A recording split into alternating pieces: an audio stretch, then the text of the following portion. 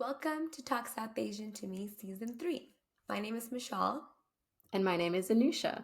Tune in every Thursday at 5 p.m. Central and hear us react to each other's stories about mental health and growing up in different South Asian households.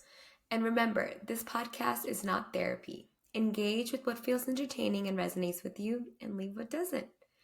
All right, today is a very special episode. We have a wonderful guest expert with us here. And before I kind of get into the introduction, I kind of wanted to do our topic reveal. So we are on letter B.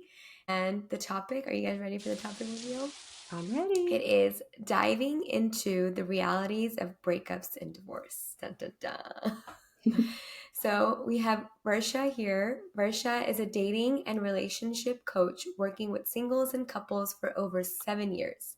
She is a former lawyer and mediator who loves helping people believe in love again so they can find and keep healthy and respectful relationships.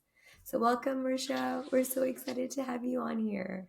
Hi, thank you so much for having me. So we have a list of questions that we wanted to go through. So the first question we have for you is, tell us about yourself and how you came to be a certified coach. We would love to hear that.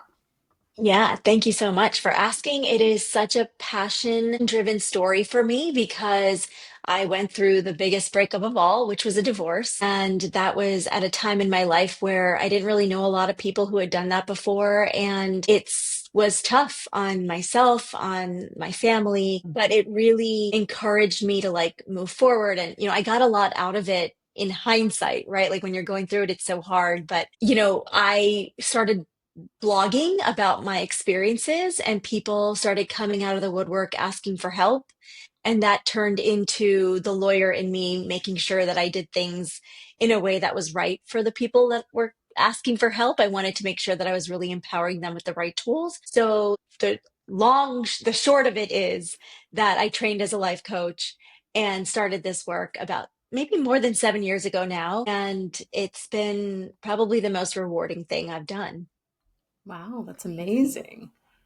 And Yeah. what part about, it sounds like that was quite a journey, right? And in the last 7 years and everything, what do you find is the most rewarding piece of all of it? Well, in a very personal way, I get to use these same tools and ideas on my own life, my own partnership. I'm married again, and everything that I have formulated into a tool or a concept or trained with, I get to use. And so that's kind of a win-win in a lot of ways. Yeah, a little bit of professional blend with personal wisdom in there. Exactly. Yeah. Wonderful. Okay. And I was really excited to actually ask you this question in particular. So as Michelle and I were putting our heads together thinking about what are all the good stuff to ask, the stuff that people really need to create conversations around. This one came up for me. In your observation with your work of the past 7 years, what are some of the top reasons that you see for breakups and or just divorces too? Yeah, so the question around breaking up when you're in the early stages of dating, that's a whole can of worms that I think is related mostly to the culture that we're in around dating right now. I don't love to make a stereotype out of it. I don't love that it's where we're at, but I think a lot of people are playing that game that is coming out of the apps and things like that. And so there are breakups like that, and then there are breakups that are you know, couples who've been together a little while, whether it's 3 months, 6 months, 3 years, 15 years. And those breakups, I do tend to see a little bit of a theme on. And now, this is not scientific research by any means, but what I do see is, of course, money, incompatibilities around how you spend your money, how you value the things that you spend your money on. And then the second thing probably is, in a nutshell, lifestyle differences. So I don't mean necessarily like you like hip hop and I like rock, but more like this is how I foresee my household running and looking like, and how my children will be and how my work will be or won't be. And those differences tend to really be clashes. Yeah, I would say those are the two big categories. Yeah, so a lot Wow. of very value driven Mhm. reasons. Values and morals, absolutely. That's very insightful because I don't think I would have guessed that, like the financial aspect, the financial compatibility. But it makes sense, right? it's a way of life too, in a way, right? Your values and Right. how you spend your money. Yeah, and it's not even how much you have or how you're Mm-hmm. making it as much as it is the the relationship that you have with it. Right. And the Yeah, choices you make with it. I'm Hmm. assuming, yeah. Okay, totally. that was I insightful. That totally tracks. You know, I see a lot of couples who come in for like couples counseling, and one of the things inevitably at some point, whether it's the reason or not, that comes up is money and how there's usually a disconnect with it. I can see how, you know, unaddressed that can really, you know, snowball into something really bigger. Mm-hmm.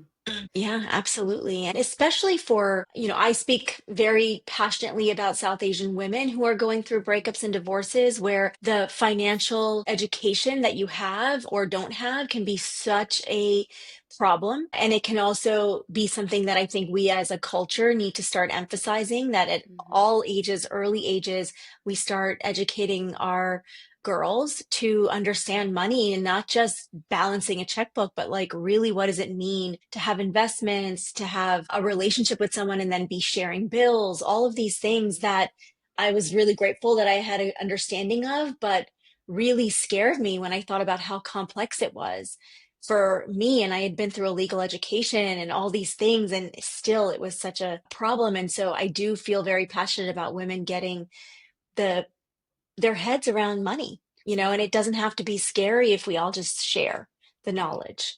Right. Yeah. And I'm so glad you pointed that out. That's something I think we've discussed in our previous episodes too, how it's a pretty common theme in the South Asian culture, especially that financial literacy isn't really present and it's a presenting problem and it needs to be addressed, like you mentioned.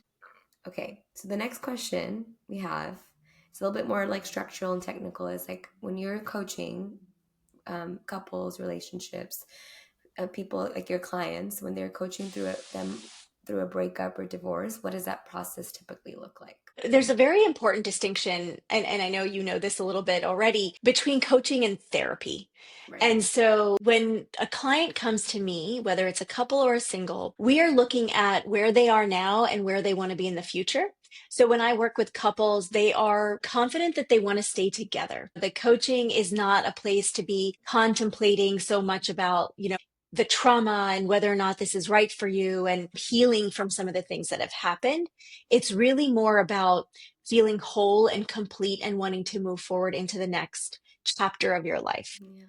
And so, working through a breakup, working through a divorce can happen simultaneously with coaching and therapy and things like that. But we're really going to be looking at how do we set this aside in a way that still acknowledges the pain or the lessons that were learned, but then also allows you to not have that make you jaded or have that affect Mhm. the next thing that you want to be doing with this partner or in your life. Because a lot of what I see is this like, well, I'm afraid because I was hurt by the last guy. Or, my husband keeps still in this pattern and that's all I'm seeing. Right. And so there is a way to say, but I'm prepared to choose something differently now. And I want to move towards this goal of seeing my husband in a different light, or my wife, or not letting the last guy who hurt me affect this awesome guy that I just met who deserves a clean palate. Yeah. That's wonderful. And I love that you brought up, you know, some of the differences. I feel like that's often confused and also kind of talked about too, like where's like that crossover essentially, right? You know, and a lot of Hmm. what you're talking about, I mean, I don't know if this is what you're exactly saying, but what I'm kind of hearing too is a little bit of like the mindset shifts that happen and like kind of being aware of like how we talk to ourselves about these things, like what are our perceptions basically, and like Hmm. being really aware of that, how that impacts it, and like kind of reframing it, tweaking those things, giving that Hmm. power back to us, and like, well, this is what you can control. Yeah, absolutely. We are, again, I'm going to go back to our culture, but there is so much in the South Asian culture that has us like skipping over the baby steps of Mm-hmm. healing the emotions that we're experiencing. And I know you all talk about this all the time, but I see it so often that it's like, I got to hurry up and get married. And so I'm just going to brush this hurt aside, and hopefully the next one will just sweep me off my feet and I'll feel happy again.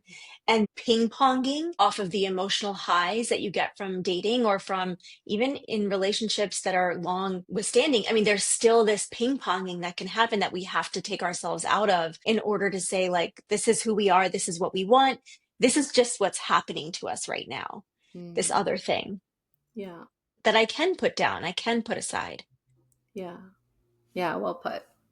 Yeah, I definitely think we need to have more of these kinds of conversations to really normalize like this is a process and like there is space for this process rather than what is typical, like you said, is just move past it onto the next. Very Mhm. typical with many things in Yeah, this yeah, culture. Yeah. exactly.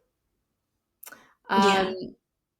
I'm really curious to hear a little bit from you about like, little insider tips for our audience, our listeners. What do you Yeah. think are some of your best tips that have led to aha moments for your clients? Yeah, so the funniest and probably easiest thing is to put aside, put down once and for all this idea of venting and Mm-hmm. really being vulnerable instead. A lot of time, what's happening is like venting is being seen as their vulnerability or a vulnerability. It's like I'm getting all of this off my chest in a very vulnerable way, which is true. It is a vulnerable thing, but it's stops there where it's like you've Right. vented and now you feel better, but there's no sort of like, what did I learn from this and then what? Yeah. And so I do always joke that, especially single women, keep in mind going to brunch after a bad date and just venting to more women who also are, having crappy luck in dating. Mm-hmm. It just keeps like, what's the word, avalanching, I guess, Yeah. into this like energetic thing that the universe is hearing that you are just anti dating. And I think that when you stop it, it really does create those transformational aha moments. I think the other piece that I find, which can be a little bit scary, whether it's therapy or coaching, is people wanting to hold back and like lacking a little bit of, and this is a lot on me as well, a lot of like honesty and openness right up front. So, when I'm in a coaching session, it is a partnership where, you, meaning the client, and I have to create this space where we're willing to get brutally honest about what's going on in your life. And Mm. that can be a little intimidating when you've never done it before or you barely know me. But that willingness and that like readiness to show up to a conversation with like, I don't know where this is going to go, that can be very, very helpful. Yeah. Yeah, definitely. Just like being open to Mm-hmm. what can happen. I Yeah. I really appreciate you bringing up the aspect of venting, but I think because that's such an easy coping mechanism to jump to. Mhm. And I love the way you explained it because venting is kind of just being, like you said, being vulnerable and just kind of letting it out, but you don't really have control. Whereas when you're kind of taking over and taking control of your emotions and communicating them in a different way, you have a little bit more control to communicate your feelings a little bit more of a healthy way. So I like that Mhm. reframing that you do with your clients. That's really awesome. I'm sure that has led to a lot of aha moments for your clients. Yes, absolutely. I use it myself. My sisters and I will be like, I'll call her because I'm upset. And I say, give me 5 minutes. Do not give me any answers back. Just let me say this piece. And then when I ask you, you can tell me what you think. But until then, please keep it to yourself and let me just say these things. Yes, I love Yeah, it. there's such a role for venting, but Hmm. like Yeah. you were saying too, if that's the only space it's taking up, Right. then power of words, right? Like universal Yeah. law of attraction, all of that, like you're going to be picking up that same energy or, Right. moving with that same energy. There's a space for it, but perhaps it doesn't take up the whole space. Right. Right. Yeah. So I know you touched on this a little bit earlier when you kind of talked about some common reasons for breakups and divorce you've seen, but what else have you seen, like when you're working with South Asian clients specifically? What are some common trends or patterns, maybe in behaviors or more in reasons that they're coming to see you that you have seen? Yeah. I mean, I think we can't skip over the biggest pattern, which is parents pressuring. Mm-hmm. around relationships, whether you're in a marriage and now you should be having children, or you should be having a house, or you're not married yet, but you have a degree. And so now it's like this linear phase that you're supposed to be in. Mm-hmm. And then there's kind of tied into that, there's like a lot of miscommunication and sort of not knowing how to be with one another in this like new era of what it means to be a South Asian, especially with Western cultural influences. So parents who claim to be like super cool and open-minded and yet are finding like a different runaround way to pressure their children in the same manner that they Yeah. were. Yeah. And I think we're also facing generations, including my own, and I'm seeing this kind of all over, where it's like we're very used to actually taking the advice from our parents for Mm-hmm. so many things in our lives that, once you hit this relationship space, all of a sudden maybe that's not working anymore. And so Yeah. it becomes really confusing and challenging to say, okay, well, now what? I'm supposed to all of a sudden have this intuitive confidence to know who my partner is. But all my life, I've been relying on my parents. I may not even Mm-hmm. want to admit that. But people are telling me what to do, and that stuff was working. So now what? And so I often joke that in coaching, the best place to be is confused out of your mind as to where you're going to go next, Yeah. because that just means that you're clearing out all the stories and the influences from everything you've learned from the past. Yeah. We've Wow, that also, was I think, like beautiful. touched on like that there's also sometimes pressure that, young South Asian males and females get about like, hey, like when you're in school and college, like you need to focus on your educational goals. And when it's time to, look into some, like a relationship or kind of get married, there's that confusion as well. But like, okay, yeah, like I've listened to my parents about my education, my career, like they can also be the ones to tell me what to do about marriage, like you said. Hmm. And then I love that you say is confusion is okay. The state of confusion is acceptable. Yeah, right. And that gray area is so not taught to us when Mm-hmm. we're younger, but it helps so Mhm. much. Yeah.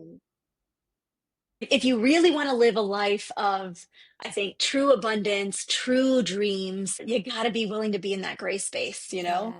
And it's scary as hell. It's challenging. I have Yeah. personal experience with that, like I don't have everything together, like I'm not in it is control. great. Yeah, it's great. Good for you. That's where really like that magic tends to happen. Mm-hmm. Yeah. Yeah. Because you're Yeah. giving yourself, like you said, right? Like the space to find out who you are, what you want outside of all the usual expectations or like, nudges and all of that. I mean, it's Hmm. uncomfortable, Mm-hmm. but growth often is, right? Yeah, Yeah. exactly. So, kind of going off of exactly this, how do you tend to support your clients who are kind of going through this, like the breakup and maybe even like a divorce, especially, within the culture, with stigmas that exist and like, we talked about parental pressures. Like, how do you tend to support clients who face that? Yeah, so I always like to say that, like, these are not quick fixes. This is conversations, these are exercises. This is like taking what we have a conversation about in our session and applying it to your life and feeling really empowered to do so, right? Like, it's always your choice. You don't have to. But I think some of the things that the exercises and the conversations really support the most is like separating yourself, like kind of what we're talking about, separating yourself from your emotions, separating yourself from the stories that we've told ourselves and that the cultural stigmas have told us about, what it means now that you're broken up. Those pressures and the people that you're worried about, they're not the ones that show up for you when the going really gets tough. And so it's important to look at like, what am I allowing into my system here, my emotional system, that actually matters? And for a lot of clients, they'll say, well, it's my parents. They're the ones that are supposed to be there for me. Mm-hmm. And they're the ones that are causing these like stigmas to make me judge myself. And I think there's a place for maintaining like respect, but also knowing that your support structure may not look the way that you thought it was going to look.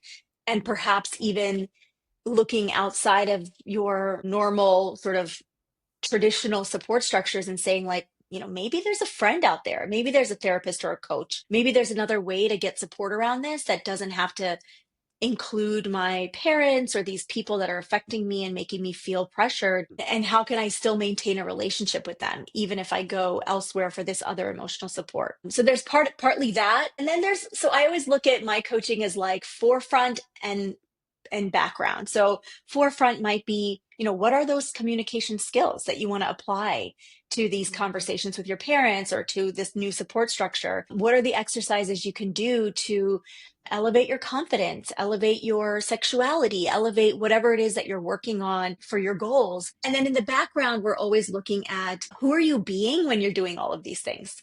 Because you could be completely stressed, you could be really in your survival and defensiveness, or you could be coming from a place of authenticity, vulnerability, what I like to call your essence, which is that version of yourself that is not tarnished by like fears and defenses. So that's kind of on the background. We're always looking at like, how do we keep focus on who we want to be in this world while we're doing the things that can help us move forward? Yeah, that's really well put. I'm like literally as you were talking, I was like thinking, oh my God, this is a part of what we talk about here. This is what we talk about there. Yeah. Maybe we should create like a combined counseling, coaching, like package deal type of thing. Ooh. 'Cause I loved what you just said. I love that. Yeah, absolutely. That sounds so cool because I don't think one can really be successful without the other. Now, they do say that therapists can be your coaches, but coaches can't be therapists, just like legally and also training wise, right? So, I really take caution and emphasize like, hey, when I start to see those things that I think are more like emotional healing and even things that require diagnosis, go see that therapist so that you can get down on the right track and then feel ready to come back when you feel whole and complete and like willing to step into that discomfort, because that discomfort when you haven't healed, it can just be more pressure on you. That's Yeah. just like a different version of the same conversation, but you're just doing it to yourself. Totally. Yeah. Cause sometimes, there are these like pieces, parts work, right? So like I know Michelle has heard my Oh spiel yeah. times, but are you familiar Yeah. with parts work? Yeah, I can't, which book is that? I've read a couple books that have No that bad theory in it. parts, probably. Oh yeah, yeah. I love that book. Yeah. But the idea of like parts work in general too, right? Like there are all these like protector parts that maybe protect some of these vulnerable things from being able to be vulnerable and show up and like be authentic, right? Instead, there are these protector parts that try to do all these protective things that maybe don't serve you. So like exactly what you said, right? Sometimes there are these maybe emotional things that come up, and a big part of getting to that next stage where you're ready for coaching, where you're ready for whatever's next for you in life, empowered state to move through life, to get there. Sometimes some of those like protector parts got to get out of the way. And it's helpful, I'd actually be really curious to see like what that function would look like from a coach's perspective. But from a therapist perspective, that's such a necessary piece to get to the doing place. It's that, Yeah. that Yeah. emotional. I mean, I think, I'm sorry, I cut you off. Oh no, I was done talking. Go ahead. What comes up a lot is acceptance of that protectiveness, acceptance that like we're not dismissing it. We're just like seeing it down at the further end of that table, at the conference room table, which is that's the example that they use. But when when we talk about like moving forward, we need to know that instinct and fight and flight, all of these things are things we need, especially like for young women in dating and things like that. And so, really distinguishing those parts and saying, this is not my intuition, this is my fight or flight, this is my Yeah. whatever, and accepting that it's just there and that's just what's happening. I think it's just like the most rewarding work to see yourself in these parts and to accept all of them without judgment. Like it's so much a work in progress, I think, for everybody, but it is such a great concept. Yeah, definitely. And I love that you know that. I love that you can like see that in your clients and kind of talk to that like side of it too, because it's so, so important. Like that modality itself, so important. And like that self acceptance and like self awareness, even of how to move through these spaces. And even like what you said, right? Like the intuition, knowing what is your genuine inner wisdom and intuition and what is just like a protector part and like its voice. Because that's not speaking for your whole truth, it's speaking for a part of you. So this is like where I'm just gonna inject a little bit of like my soapbox around, coaching being something that is not regulated enough yet. The International Coach Federation, which is an organization that does certify coaches, which is where I went through a training program through that, got certified up to 2 levels. They have 3 levels. And I say this because there is a code of ethics, there is continuing education, there is a structure around what you are servicing these clients with. And I think that without that, it is way too risky to just talk to someone who's all of a sudden calling themselves an expert or a coach in any conversation, Mm-hmm.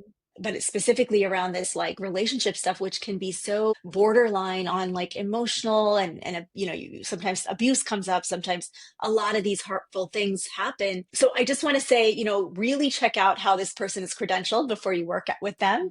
Mm-hmm. And know that, coaches often will also have coaches, will also have therapists. And that's a question you should ask them is like, what is your training journey? What does your healing journey look like?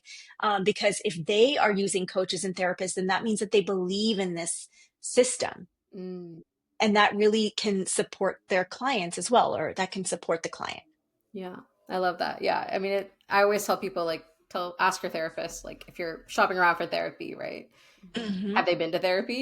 Same thing, right? Like for coaches, Yeah. got their credentials, make sure, because you're right. Like there are like certified coaches, and then there are people who say they're coaches, but like maybe don't have formal training. So There's also always a like good so many certifications out there that don't Mm-hmm. have like real oversight. oversight. Yeah, Yeah. So that can be risky too, a little bit in coaching, unfortunately. Yeah. good point. I love that you kind of explain. This really helped me because coaching is something that I haven't done personally. I have done therapy, but like this is a great, like the way you explain coaching versus therapy is great because it kind of you mentioned, right? Like from what I took from what you explained was that therapy is kind of helping with cope and like emotional trauma or emotional healing versus coaching is kind of helping you set goals and move forward and kind of give you guidance. Is that kind of right where Yeah, I'm getting absolutely. at? And the ICF also Mhm. distinguishes a third thing, which is consulting, where Consulting. you give someone black and white advice and they run with it and it works for them.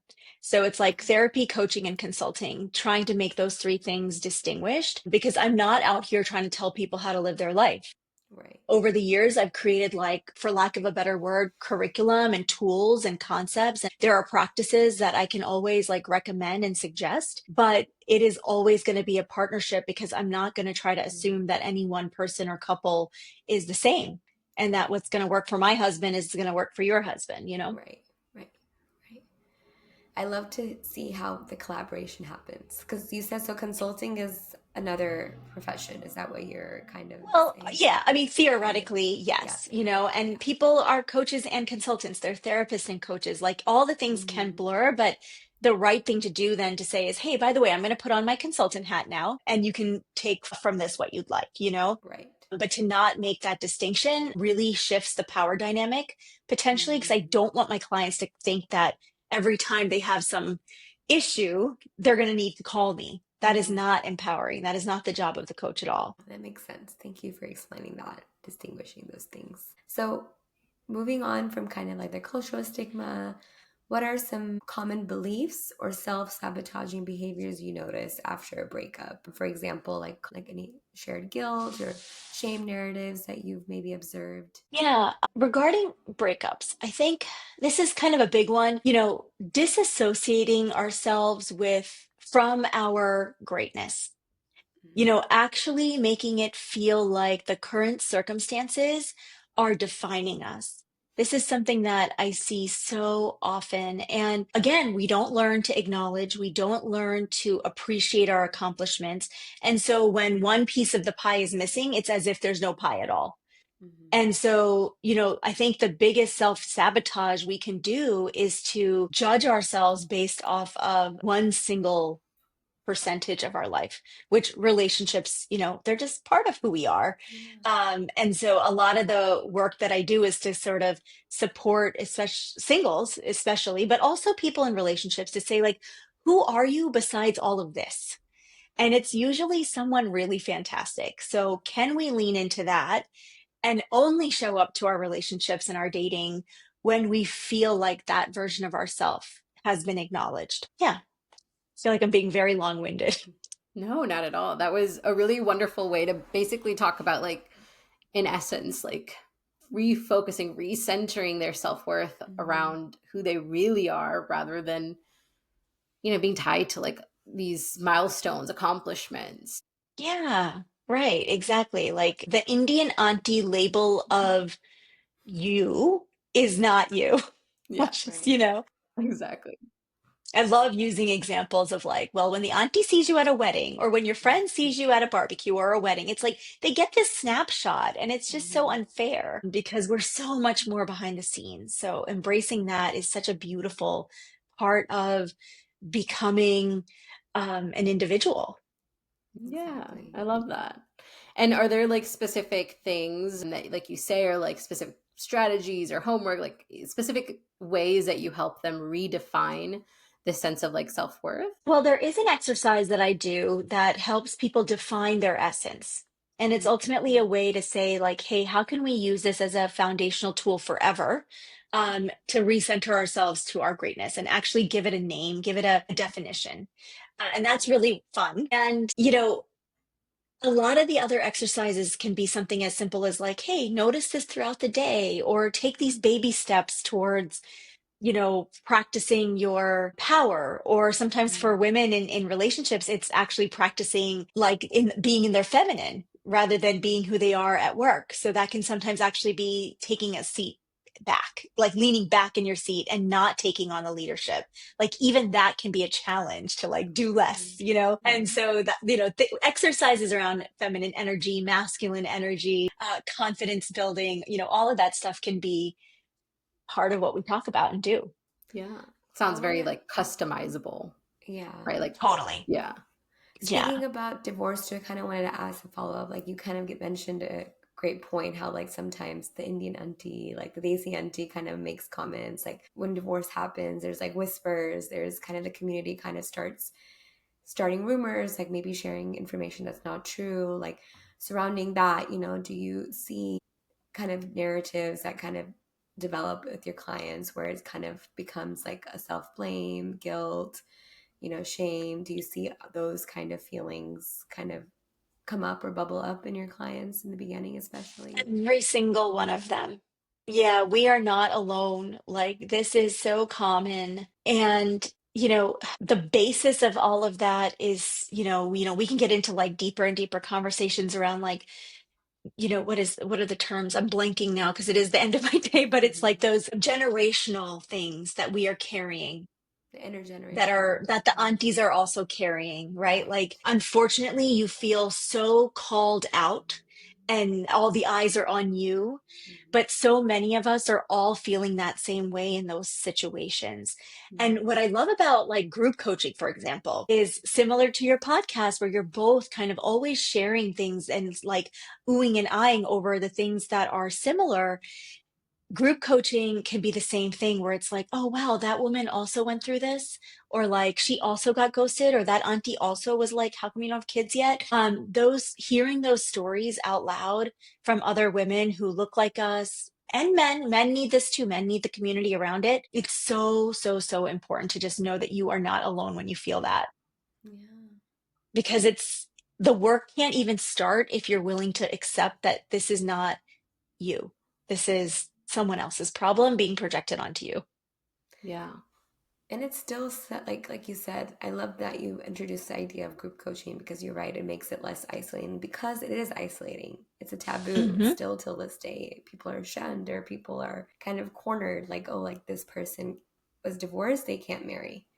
Like, Hmm. I don't want this person to marry my son because she's a divorcee, right? Like, that narrative is very toxic, and I it's so eye-opening, and appreciate that you are so knowledgeable in this topic and you're working through with these issues with your clients to support them and kind of guide them on how they can remove themselves from the narrative, focus on who they are and how to stay true to themselves and how to move forward, which is Yeah. awesome. Thank you. Yeah. I really love too, like, it's so important to like highlight the community aspect of this, right? Just like the community that we're talking about that can be very like shaming and like instigate this isolation, there's also another kind of a community within this community that can be very uplifting, that can be very like, oh, that was my experience too. Like there's something just so bonding about that, being able to share in these experiences and within that, like uplift one another. Mm-hmm. Community is Hmm. such an integral part of this healing process and like normalizing process and moving forward as a generation too. Love that. Yeah. Yeah.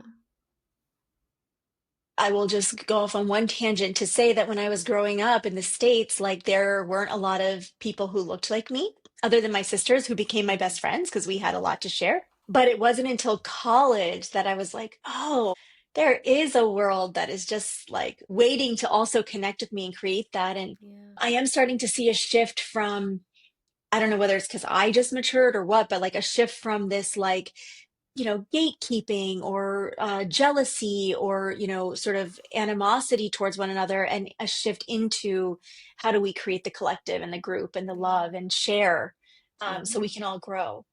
Mm-hmm. Yeah.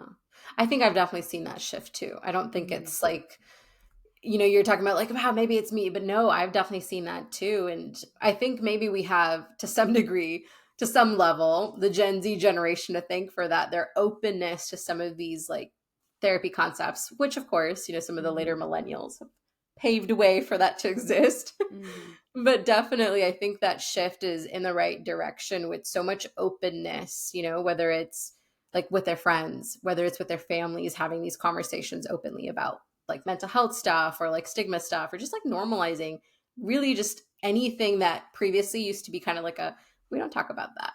They're Hmm. like, well, why not? Let's talk about it.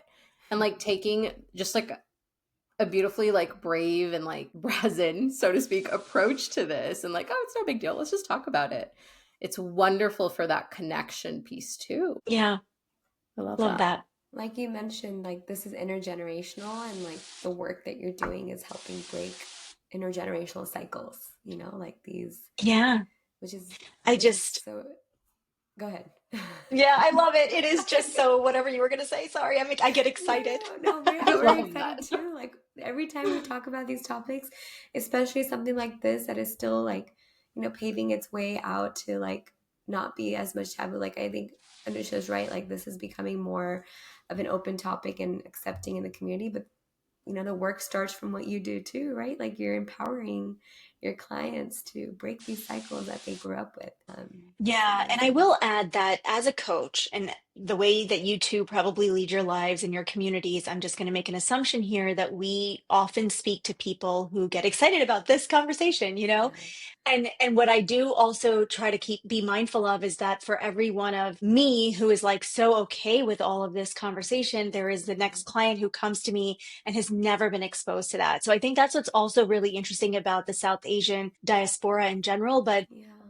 also happening in the South Asian countries is like there is this huge shift happening where whether it's, you know, wealth gap, whether it's educational gap, whether it's how much exposure to Western versus Eastern cultures you've had, Right. there's just so much variable. And Mm-hmm. each family is experiencing something different, for all sorts of reasons. And there was a time when I was doing some mediations between adult singles and their parents. Mm. And that was super eye-opening for me because of course, no family was the same, Yeah. Right. And I just assumed they would all be like my parents, or they would be like, the stricter versions of my parents, or, Right. or whatever. But man, was I wrong. There's Happily, so I'm much sure. diversity. Yeah, Yeah, so much yeah. diversity. Yeah. Even in the mindsets, like you said, right? Like Hmm. exposure, like that's something whenever we're talking to, like it's something that we try to keep in mind as well, is that like, you know, the things that we're saying, like not everyone might be in the same level at. They might be like, this is like a brand new statement that they're hearing for the first time. And the challenging, the stories that we tell each other and the conversations we have can challenge someone's upbringing that's listening, right? Which is a big deal. Hmm. So yes, it's Yeah. definitely can be sensitive at times. I will also share that when that challenge happens, the automatic tends to be, this is just in my experience, this isn't Mm-hmm. researched, that if I do this, I am disrespecting my family. I'm Right. disrespecting my parents. And I think it's super important to consider that there might be some other way to look at this Right. that doesn't have to be negative or breaking up of a family. There's like many perspectives that can come from being more of yourself. Exactly. Yeah. I'm not even going to touch that because there's a whole nuance there that I want to get into, but we Ooh, won't get into it just yet. Maybe we'll do a part two. I'm so intrigued now. Let's see. Michelle, I think Okay. Yes. So, mark this. this is just a little juicy question that we had. We were like, oh, Okay. should we ask it or should we not? Like, I'm sure our listeners would want us to ask this. So we were like, let's just ask it. Um, so I know you kind of got into like a little bit of supporting your clients and redefining their self culture or self worth in a culture like this, right? When marriage is seen as often an ultimate goal, and you kind of touched on like, you know, kind of removing yourself from those values and figuring out like who you are as a person and staying true to yourself. So, kind of following up with that, like when your clients go through a breakup or divorce, right? Do you recommend staying in contact with their ex-husband, ex-wife, ex-partner? How do you help clients navigate that decision? And I'm sure there's a gray area in this, but we were like, we just want to get Varsha's take on this. So, Juicy. Yeah. So, I think, like you said, there are just so many variables and different scenarios. And I always like to say that there are no rules because there are so many outliers right. there that are just like wonderful stories as well. And you have to sometimes talk to your ex if there's kids involved, or like for me, there was a lot of financial stuff still going on during my Mm-hmm. divorce. So we were just in touch and there was no way around it. But if it feels disempowering to you for any way, I mean, that was the whole reason they're your ex in the first place, right? Like something was disempowering, something kept you from wanting to stay with them or them wanting to stay with you. And so the only reason to stay talking to them be might be to like be propagating that same pattern that had you meet them and stay with them for as long as you might have anyways. And so Mm-hmm. you might want to take a look at like, how do I just nip this in the bud and recognize it as that guilty pleasure or self-sabotaging pattern that I might be in here? Because it's comfortable to stay Mm-hmm. connected to that ex, even when it's wrong for you. Like we've all been guilty of that. It's okay that that might be how you feel, but the quicker you are able to say like, this is just not going anywhere, like this doesn't empower me, and Mm-hmm. really understanding what that means to you to feel empowered. And then the other piece is like the pushback that I get around exes is like, well, it's platonic now, like he's met my other boyfriend and like Yeah. whatever. But there is always this like tug of war that might be happening where like your next future partner or your current partner is not getting all of you in that way that they could be if you are connected to an ex and it's still Mm-hmm. kind of drawing on that disempowering thing. That doesn't mean that you don't have friends. It doesn't mean you don't have male friends or female friends or opposite sex friends. But what it does mean is that taking a hard look at, am I being really honest and fully me for my partner or my future partner, or like even the energetic desire to meet someone in the future and that energy you're putting towards dating is Mm-hmm. getting sucked by this like holding on to the ex. Yeah. And so I guess my answer is no, don't bother. But it's, but again, but there's variables and there's whatever. Yeah. So Yeah. Yeah. I love that. And that is exactly like the same thing that I see. Often that is a question, and I've had it posed on both ends, right? Like I know it's bad, but can I? But then the other side of it is I also sometimes get like, well, it's like they're just a good friend now. I'm like, I would never. They're Mm-hmm. happily like married now or engaged now or what have you now. And then we talk about, okay, well, then where's this concern even coming from? And then, in that exploration, in that nuance, exactly what you said, a piece of that emotional layers that are still being like the energy that's still being devoted in those spaces, even if you're not like in the same way necessarily, there's still a mhm, layer of vulnerability, a history, some kind of a pattern that's being engaged in that mhm. they somehow on some level can recognize they're not using that with their partner Mm-hmm. now. Yeah. I mean, speaking of juicy stuff, like if you're in what people love to call a situationship and you're also swiping on the dating app hoping that Prince Charming or Princess Charming comes along, well, I hate to break it to you, but like half-ass dating is not going to get you your dream person, excuse my Right. language, you Yeah. know? And so really being, this is what I mean by intentionality. Like Yeah. if you say you really want this and you're going to be there for this person as their husband or wife, like it doesn't have to be marriage, but a lot of my clients want that, then, you know, you would never, like when you fall in love, you would never want your partner to feel like you're only giving them half of you, Right. you know? So yeah, that's where I stand on that. I love that. And I love that you know, hard stance. Yes. yeah, yeah, I would agree with you too. But it's so like I've heard the opposite perspective from people before. Where like, oh, it's like we're just friends, or like, Hmm. you know. But like you said, there's always it's like a boundary, you know, and it's like blurred. Like it's a pretty fine line, and you know, like you said, the next person, it might you're kind of carrying that past with you with to your next person, whereas like you kind of leave that past behind you, Yeah. you know. And there is that nuance, I think, to your point earlier, like, are they just friends that you see only at big weddings, or are they like part of your regular life, Yeah. right? Right. Are they just there when the kids have to be picked up, or are they, you know, calling you for advice, right? Like, so Right. there's always going to be this way of kind of determining, like, how much is this affecting my energy in a way that Hmm. won't let me move forward? Yeah. Right. How much of your energy is being invested in this Yeah. ex? Hmm. And how much of Right. it is affecting like your relationship too? I mean, that's a Hmm. really big piece of it as well. How do they really perceive this dynamic and like what is being, authentically there and what's maybe being withheld?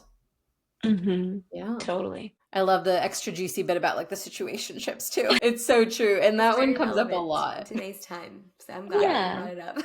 Yeah, I really do love that kind of conversation too. Like, I feel like more and more now that is a very real thing, where people are. I do this.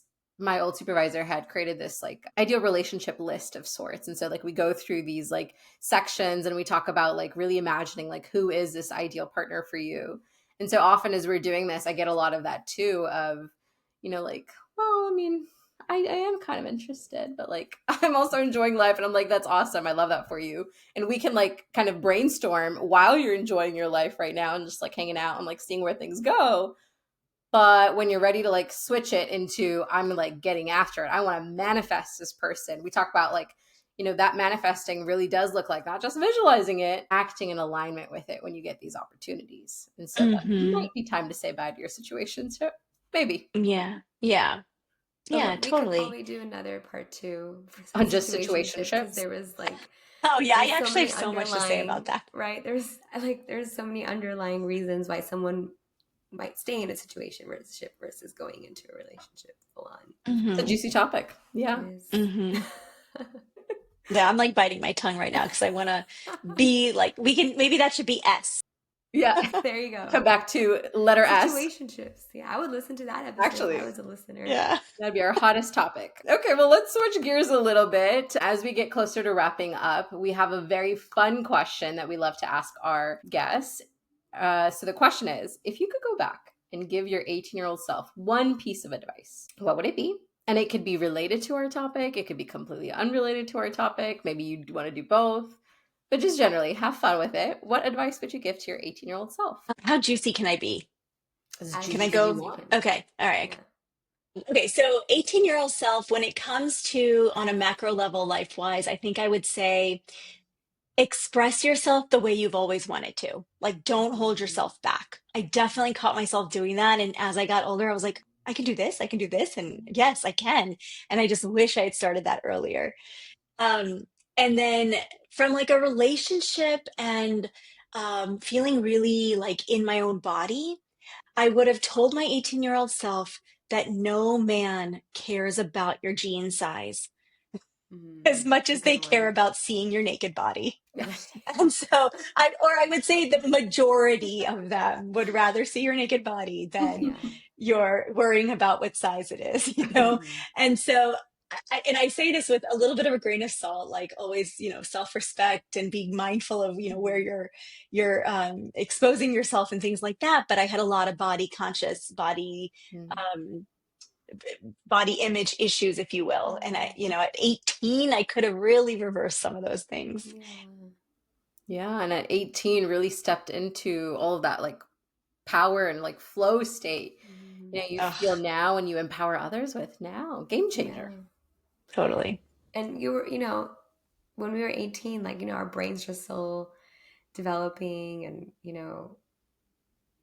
we're so surrounded with media, and in our culture where we hear comments about body types and body image. And so I love that you want to go back to your 18-year-old self and tell her it's okay. Like, like, don't think about those things. There's more things in life that matter, which is 100%. awesome. Yeah. Beautiful. Yeah, thank you both. Yeah.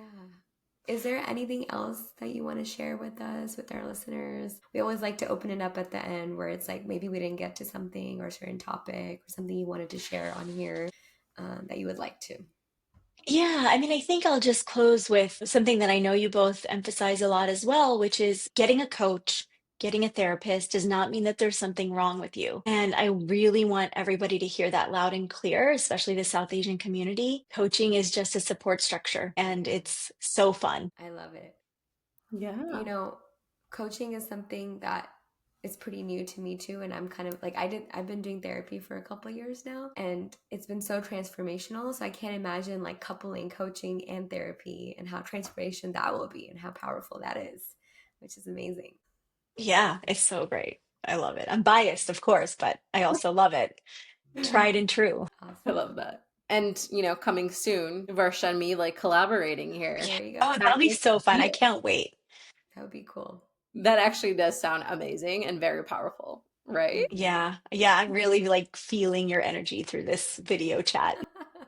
I love that. Okay, well, awesome. Thank you so much, Varsha, for sharing, how like coaching works and like just your process and just sitting down to chat with us. We so appreciate it. This has been really, Yes. really fun. And of Yes. course, Thank you. we'll tune back in for letter S, Mm-hmm. situationships. Mm-hmm. Yes. And thank you Foreshadowing. both for the work you're doing. I think this is such an important space that you've created. Please keep doing it. The world Thank needs it. you.